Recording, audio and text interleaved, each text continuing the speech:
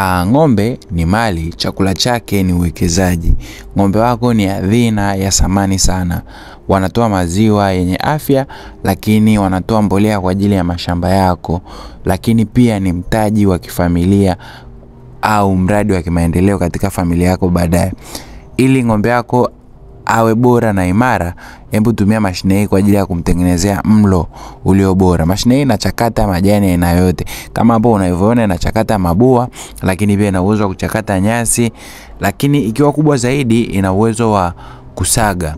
Ina uwezo wa kusaga nafaka kama mahindi, mabunzi, mashudu na aina nyingine yoyote ya chakula ambayo utahitaji kutengeneza hapo.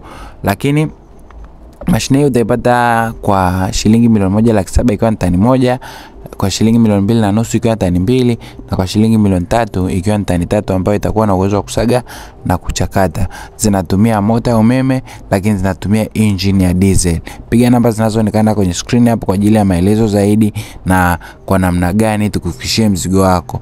Agritech Innovation, tuko pamoja na mkulima bega kwa bega. Asante.